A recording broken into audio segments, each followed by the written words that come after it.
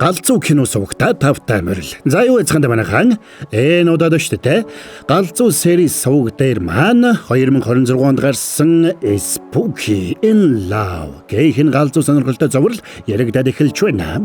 Тэгэхээр хамгийн ихний бардыг нь борон амталгаа маягаар та нартай галзуу кино суваг дээр коллаборашн хийгээд ингээд хүргэдэг шүү дээ. Яг тэрнийхээ дагуу борон хүргэж байна. За тэгэхээр энэ галзуу сонирхолтой цувралыг хэдэн бороонууд нь Holly брендийн шинэхэн бүтээгдэхүүн болох Galbi болоод шинэхэн агшаасан будааны хослолтой хамтран хүргэж байна. Та нар маань амралт зугаалганд аваад идээд үзээрэй.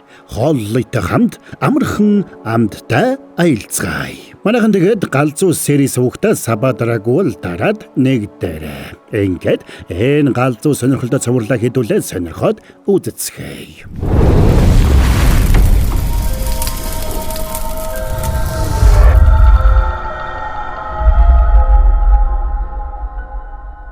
Зя онц ноцтой гэмт хэргийг хариуцаж байгаа нэг прокурор хэргийн өчгийг тайлах гэж оролдож байгаагаар цуврал эхэлнэ. Прокурорыг Ма Кангук гэнэ. Энэ хоёр нэг хүн ойд шүн газар ухаж угаад нэг утас олоод тэр утсаараа тэрэн лүү залгана. Удалгүй газар ухаж ирсэн хүн тэндээсээ нэг ууданд боосон цогцос олсон ч үүндээ зэрэгцээд нэг залуу ирээд тэрэн лүү гарч хідэн тусгаад хэн болохыг нь асуулаа. Тэгсэн тэр нууцлаг хүн нь эмэгтэй хүн байсанд. Залуу гайхна. Харин мань эмэгтэй залууг гэмт хэргийн газраа эргэхээр ирсэн гэмт хэрэгтэн гэж бодсон учраас тэрнийг өөрлөгөө ойртуулалгүй зодолдно. За тэгээд нөхдүүд хамтдаа өнхөрлөө. Тэгээд мань хоёрыг дээр дороо ороод ноцолдож байтал эргүүлийн цагдаа нар ирсэнд нөхдүүд бушуухан салаад бослоо. Тэгсэн сүүлд ирсэн хүн нь прокурор Ма Кангук байж таарна. Тэгээд тэр нөгөө эмэгтэйгээс тэнд цогцос угааг яаж мэдснийг асуух гэтэл эмэгтэй орсороггүй алга болчихлоо. Эмэгтэйг Чон Йори гэнэ. Гайхсан Кангук прокурорыг хэргийн газар руу очиход Йори холгүйхэн модон дотроос тэр хавийг хараад зогсож байсан бол хажууд нь нэг хүн хаамд зогсож байна. Цогцыг чинь ийм орой олсонд харамсаж байна. Гэхдээ энэ хэргийг хийсэн хүнийг заавал зохих ёсоор шийдэгнэ. Тиймээс амар тайван нойрстой. Хойд насндаа илүү сайн хүнтэй учирна гэж найдаж байна. Гэхдээ нэрэ хойд нас гэж үнэхээр байдаг юм болов? Миний энэ амьдралч бас олиггүй л байна. За тэгсэн тэрнийг ингэж хэлэхдээ зэрэгцээд нөгөө сүнс алга болчлоо. Ингээд дүр солигдоод 6 жилийн өмнөх явдал руу шилжинэ. Йори нэг залуутай хамт ширээний ард сууж байтал залуу тэрэнд сүүн бөөгч өгч байна. Гэвч Йори бөөгчийг авсангүй. Чи итгэлтэй байна уу? Надтай амьдрал чинь хайц хүчсээр л дүүрэн болно доо. Би энэ талаар сонссон. Зүгээрээ санаа зовлтгүй. Гараа өгдөө. Ингээд итгэлгүйхэн гараа өгсөнд залуу хуруунд нь бөөгжөө зүүлээ. Удалгүй хэвлэлүүдээр Солонгосын алдарт Рейна зочид буудлын сүлжээний өв залгамжлагч Чон Йори Солонгосын нөлөө бүхий чаюул хуулийн фирмийн эзний том хүү Ча Гиутэй хуримлах гэж байгаа тухай мэдээ тархлаа. Хурмын өдөр болоход хоёр гэр бүлийнхэн цуглараад хурмын ёслолд бэлдцгэнэ. Тэгсэн бороо ороод эхэлсэнд Йорид муу совин тадлаа. Тэгсэн болцоод залуу болох Ча Гиу ирсэн ч хурмын бөгжөө машиндаа орхицсноо санаад бөгжөө авахаар гарлаа. Тэгсэн лифтэнд суусан даруйдаа тэр ямар нэг сүнслэг хүчинд автаж эхэлнэ. Гэтэл лифтний шал усаар дүүрсэнд сандарч лифтний хонхоор тусламж дуудсан ч хэнж ирсэнгүй. Арай ядан сэлэх гэж оролдож итэл хөлнөөс нь хэн нэгэн татаад доош оруулсанд живж эхэлдэг. Санаан зовсон Йориг гаражд иртэл өөхөх шахсан тэр машина тулаад зогсож байлаа. Нөхөр Йориг харангуйтай хайч өөрт нь ойртохгүй байхыг сануулдаг. Тэгээд Йоригийн ард зогсчихсан сүнсэнд тэрнтэй дахиж холбогдохгүй гэж амлаад зовгдсанд Йори ганцаараа хоцорлоо. За тэгээд тэр цагаас хойш Йори хүнтэй гэрлэх бодлоо бүр мөсөн орхисон байжээ. Дүрс солигдоход Кангук прокурор ажилдаа ирж байна. Тэр өглөө мань прокурор шүүх хуралд оролцож гэмт этгээдэг хүн амны хэрэг үйлдсэн гэж ялалсан ч шүүгч хангалттай нотлох баримт байхгүй гэж үзээд тэр хүнийг гэм буруугүйд тооцно. Шүүх хурлын дараа яллагдагчаар татагдсан байсан Пак Сүнжэ гэх тэр залуу Кангук дээр ирж үдсэнд Кангукч дараагийн шатны шүүхэд давж заалдна гэдгээ хэлнэ. Залуу нилээд чинэлэг айлын хүү болох нь илэрхий. Тэгсэн Кангукийн дарган дуудаад энэ хэргийг дараагийн шатны шүүхэд давж заалдах хэрэггүй гэж зөвлөлөө. Учир нь амиа алдсанд тооцогдож байгаа эмэгтэй цогцос олдоогүй. Зөвхөн Сүнжэ гэх тэр залуугийн цамцсан дээрээс эмэгтэй цус олдсон учраас нотлох баримт хангалттай бишээ гэж дарга нь үзэж байлаа. Энэс гадна сүнжээ гих тэр залуу эрх баригч намд нөлөө бүхий улс төрчийн хүү учраас энэ хэргийг ингэсгээд л орхих нь зүйтэй гэж дарга нь бодож байлаа. Гэвч Кануг прокурор өөрийнхөө зүтгэнэ. Тэрнийг даргийнхаа өрөөнөөс гараад иртэл утсан дугарч имэн ууланд байх сүмд дуудуллаа. Учир нь тэр өдөр тэдний гэр бүлийн эцэг өвгөдтэй хүндэтгэл үзүүлэх ёстой өдөр нь байж.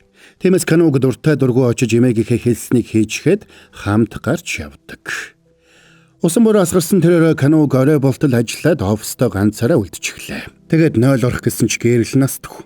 Мань хүн сүнснээс айдаг учраас орж сүрхэлсэнгүй.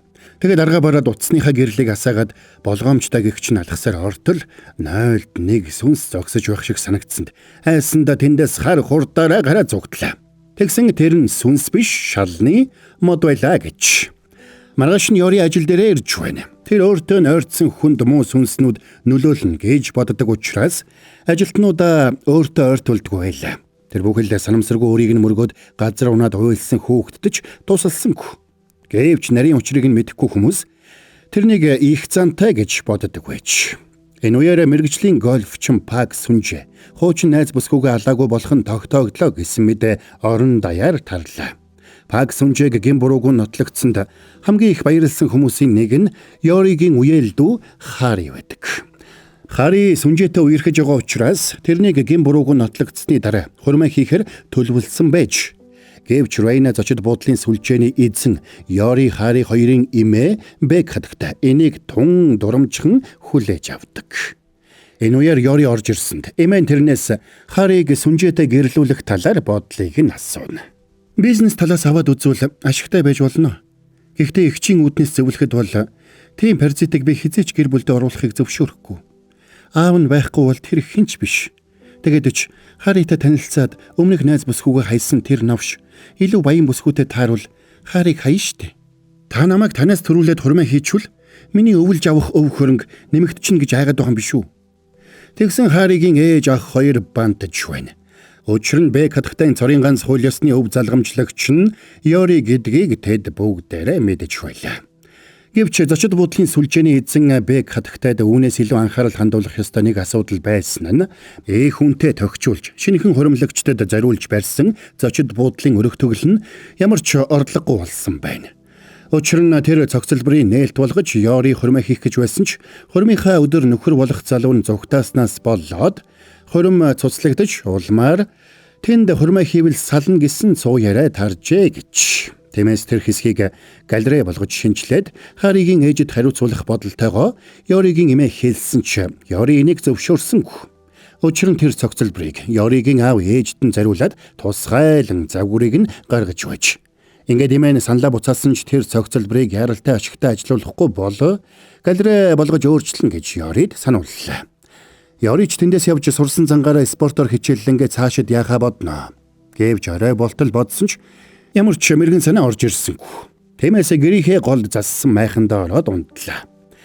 Энэ үеэр Кануг прокурор багийнхаа залуустай мах шарж идээд сууж байна. За борон танарт гялсны галзуу амттай юм хэлээдгий. Тэгэхээр Холли брендийн шинэ бүтээгдэхүүн Даг Галби болоод шинэхэн агшаасан будаа худалдаанд гарчээ манайхан.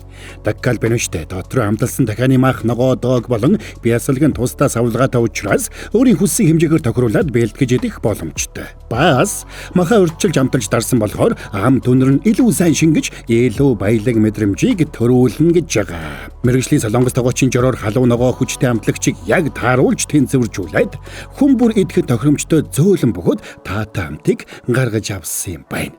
Солонгос тогтой бяцлаг ихтэй гэж. Холлигийн бусад хоолнуудаас ялгаатай Даг Галбын хагас боловсруулсан бүтээгдэхүүн учраас хариулын тавгундаа баг зэрэг ус нэмээд бүрэн болгож эдэн шүү. Дээр нь шинэхэн агшаасан будаага аялал болон ажил гэртээгэд хаанч хэрэглэх боломжтой юм байна. Ердөө 2 минутанд халаагаад л хүссэн хоолтойгоо шинэхэн агшаасан будаага хойлоод идэх нэ. Та нар маань тэгээд Даг Галбига бүх сүлжээ дэлгүүр зах худалдааны төв болоод жижиглэн худалдааны цэгүүдээс авах боломжтой байна. Тэгээд амралт аяллаа үеэрээ хоол хийхэд баг дурсамж бүтээхэд их цаг зарцуулж хооллойтой хамт амархан амттай аяллаарай. Тэгсэн зурагтаар нөлөө бүхий улс төрчийн хүү мэрэгжлийн гольфчин Сүнжээ хүн амны хэрэгт буруутгагдсан ч гин бурууг нь тогтоогдсон тухай мэдээ гарсанд тэрнийг хүн амны хэрэг үйлдсэн гэдэгт нь итгэлтэй байсан мань хүний дургүйн хөрх нь ойлгомжтой. Даанч тэрэнд ямар ч гэрч олдохгүй байлаа. Тэгсэн тэр шин Ёригийн унтаж байсан майхан дээрээс хэн нэгэн дараад байх шиг санагдсанд тэр сэрээд өөр дээр нь ямар нэг сүнс ирснийг ойлголоо. Хөдөлгөй гэрийнх нь эд зүйлс хөдөлж зурагт нь насж байснаа унтарсанд Ёри сандарнаа. Тэгсэн майхныхын цахилгааныг аажмаар онгойлгоод эхэлсэнд Ёри төсөлгүй гарлаа. Хөөе, цахилгаа нээх гээд байгаа бол ядаж хурдан нээлтээ. Эсвэл зүгээр тогшооч. Яас ядаргаатан би чамд туслана да. Зүгээр л сүүлийн үед жоох ядраад байна. Тэгээд өмнө нь бөөдөр очиж өөрийг нь дагаад байгаа сүнснүүдийн хүсэлтийг чадлынхаа хэрээр биелүүлж өгөхөөсөөр аргагүй гэдгийг олж мэдсэн тухайгаас санана. Тэгээд Ёри өөрийг нь дагаад байгаа сүнсийг дагуулж нэг тийшээ явна. Харин нөгөө талд нэлээд орой болтол ууж суусан Кануг нөгөө хоёроос арай гэж салаад явж байлаа. Тэгээд нэг дэлгүүр рүү ороход машинтай залуус ороод ирсэнд тэдний хувцас шавар болсон байгаа нь Канугт сэжигтэй санагдаж эхэлдэг. Энэ үеэр тэр залуусын машины ард Ёри машинтайгаа ирээд зогслоо. Дагаад байгаа сүнс нь Ёрид тэр машиныг зааж өгсөн байж л дээ. За ингээд Ёри утасны бүхэгнээс цагдаа руу залгаад машины дугаарыг хэлэх гэж байсан ч нөгөө машин ухрахтаа машиныг нь мөрөгчхөөд яваад өгдөг юм байна. Тэгээд явхдаа зам хөндлөн гарч байсан охиныг дайрах шахсанд Кануг амжиж охиныг аварлаа. Уур нь хөрсөн Ёри араас нь хөөх гэтэл Канугч машинд нь суучлаа. Тэгээд тэд биенээ танаад гайхацгаана. Ёри машинаас нь буухыг шаардсанд Кануг машиныг нь мөргөөд зугтаасан залуусыг барихад туслая. Гээсэн даргагүй байдалд орсон Ёри хамт явна гэж. Тэгээд нөхдүүдийг гэрлэн дохион дээр зогсож байхад нь гүйцэд очлоо. Гэтэл нөгөө хоёр тэднийг анзаараад тэндээс бушуухан зогтдсон байна. Ингээд Ёри хөөсөнд Кануг тэрэнд хаашаа явахыг нь заана. Гэвч Ёри машинд нь байгаа өөр хэн нэгнээр зам залгаад байх шиг байсанд Кануг гайхна. Та хоёр дуугүй байл да, зэрэг яриад ахаар чинь би хэнийг нь сонсох юм бол чинь. Тэгсэн Ёригийн арын судал дээр нэг эрэгтэй хүний сүнс сууж байна. Тэгээд Ёри хурдан нэмэхэд машинд нь өлгөөтэй байсан сармөгчингийн чихэмлийг хараад эмэн тэрэнд биечжилтэй бүсгүүчүүдээс хол байхыг чухалчлан сануулж байсныг сандаг. Ингээд Ёри гал зүй юм шиг давхсаар нөгөө хоёрыг гүйцэд очно. Тэдний ирж байгааг анзаарсан нөхдөөдөж зөөгдсөнд Ёрич машинуудыг сүлжээд хөөсөөрл. За тэгээд эцсийн мөчөд урд нь гарч замыг нь хаагаад зогслоо. Баярлсан Кануг Ёритой гараа зохих гэсэн ч мань хүн гаранд нь хүрсэнгүй. Гэтэл нөгөө хоёр нь алах хутга барьсаар машинаасаа буугаад ирдэг юм байна. Та хоёрыг машин мөргөө зугтаасан гэж бодсон чинь ийм хүмүүс байсан юм уу? Тэгвэл дор хаяж дээрмийн асуудал байгаа юм байна да. Тэгсэн нөгөө хоёр үгийн зөрөөгүй дайрсанд мань хүнч тэдэнтэй чадварлаг тулалдана.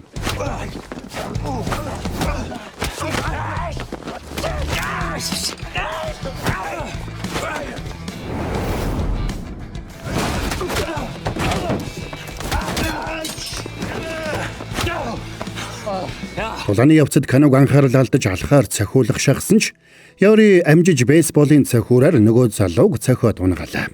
Тэгэд Кануг босох гээд гараа өгсөн ч Ёри бейсболын цохиур өгөөд татаад босголоо. Машиныг чинь мөргснийг гэрчлэх гэрч хэрэгтэй бол би туслана шүү. Тэр яах вэ? Та өөр илүү ноцтой асуудал шийдэх болох нь. Машины багажийг онгойлгодоо. Кануг багажийг онгойлготол тэнд нь гарыг нь ард нь скотчдсан цус болсон цогцос байлаа. Нөхдөөд таксины жолоочийг дээрэмдээд мөнгийг нь авч хөнгүү газар аваачаад алсан нь тэр байж. Тэгээд таксины жолоочийн сүнс Ёрид талархлаа илэрхийлээд ууршаад алга боллоо гэж. Гэвч Ёри энийг яаж мэдсэн болохыг Кануг нэг л ойлгодгүй.